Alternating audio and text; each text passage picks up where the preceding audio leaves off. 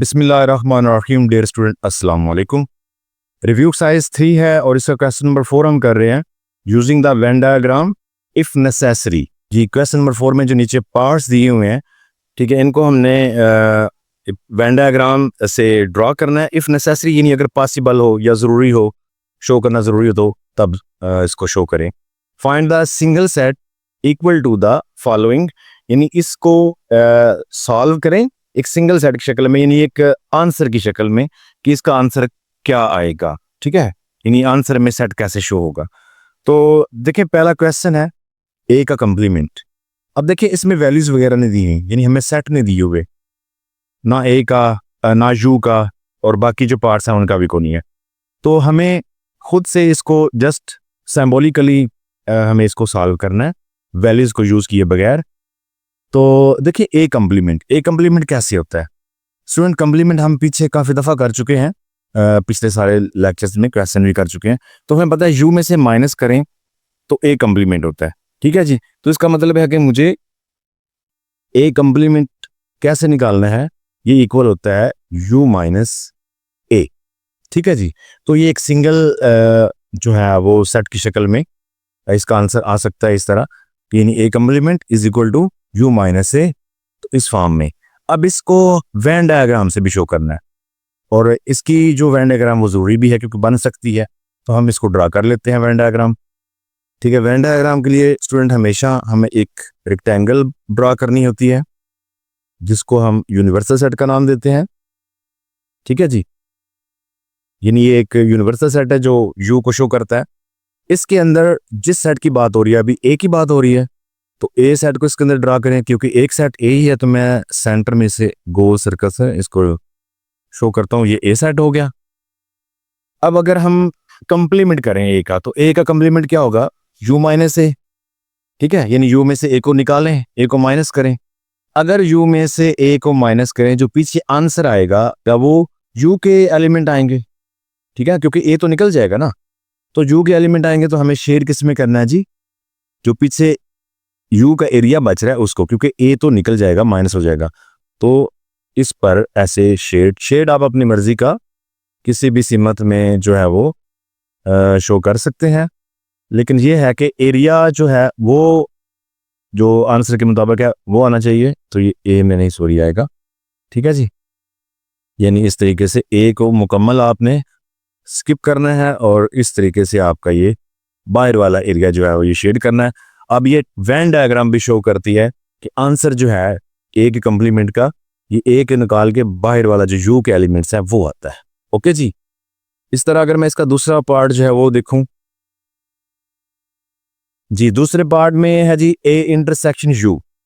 ठीक है जी, यानी ए का यू के साथ इंटरसेक्शन करके दिखाएं।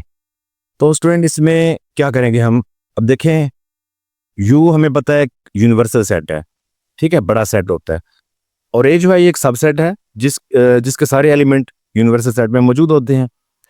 ठीक है, अब अगर उनका इंटरसेक्शन करते हैं तो डेफिनेटली ए के सारे एलिमेंट यूनिवर्सल सेट में होते हैं, तो ए वाले सारे मैच करेंगे।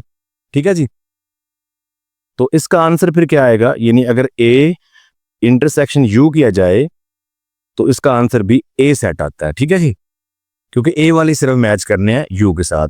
अच्छा, इसको वेन डायग्राम से भी हमें शो करना है। चलें एक रेक्टेंगल बनाते हैं ऐसे,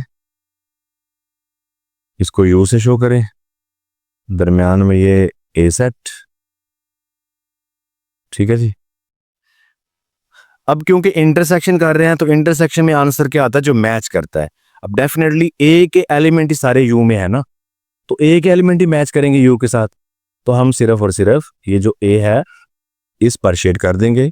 ठीक है, यानी ए के सारे एलिमेंट जो है वो यू के साथ मैच कर गए, तो आंसर असल में ए सेट ही आता है। ओके जी, स्टूडेंट पार्ट नंबर 3 है ए यूनियन यू सेट, यानी कि ए का यूनिवर्सल से यूनियन करें। तो स्टूडेंट इसमें आंसर जो है वो यू सेट ही आएगा, क्योंकि ए तो सब सेट है, इसके सारे एलिमेंट ऑलरेडी यू में हैं, तो जब यूनियन करना होता है तो दोनों सेट से इकट्ठे करके लिखने होते हैं, तो ए के तो ऑलरेडी यू में मौजूद हैं, तो इसका आंसर भी यू सेट आएगा। यानी हम करेंगे जी ए यूनियन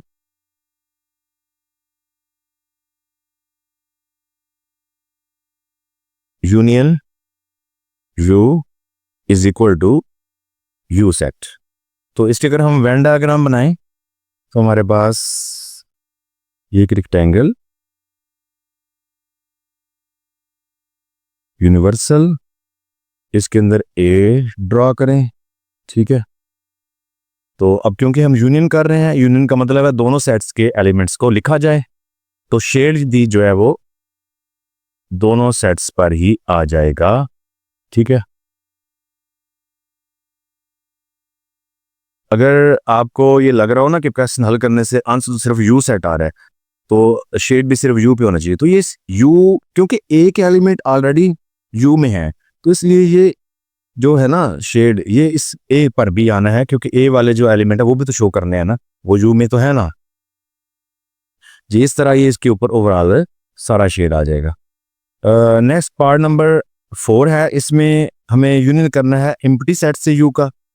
तो स्टूडेंट अगर हम यू ए का यूनियन करें एम्प्टी से, तो स्टूडेंट आंसर ए सेट ही आएगा, क्योंकि एम्प्टी तो है ही खाली, उसमें तो है कुछ नहीं जो इसके साथ मिलाया जाए, तो सिर्फ ए का आंसर ही आएगा। अगर इसकी वेन डायग्राम बनाए हम, तो ये यू सेट, ठीक है, इसके अंदर ये ए सेट। अब एम्प्टी सेट जो है वो क्योंकि है ही खाली, तो उसको शो करने की जरूरत नहीं है, ठीक है। तो या अगर आप कुछ सिंबॉलिकली इधर एम्प्टी लिख दे तो ठीक है, या कुछ डॉट लगा दे, बार जरूरत नहीं है, क्योंकि वो है ही नहीं ना सेट, एम्प्टी है खाली, तो हमें ए ही है, तो आंसर भी क्योंकि सिर्फ ए ही आएगा, तो आप सिर्फ ए में ही शेड इसको कर दें, ठीक है। तो ये इस तरह पार्ट नंबर 4 जो ये क्लोज होता है। अब पार्ट नंबर 5 की बारी है, तो इसमें वो कहते हैं जी एम्प्टी सेट का इंटरसेक्शन करें एम्प्टी के साथ। तो स्टूडेंट अगर हम एम्प्टी सेट का इंटरसेक्शन करेंगे एम्प्टी के साथ, तो आंसर भी तो एम्प्टी सेट ही आएगा, ठीक है।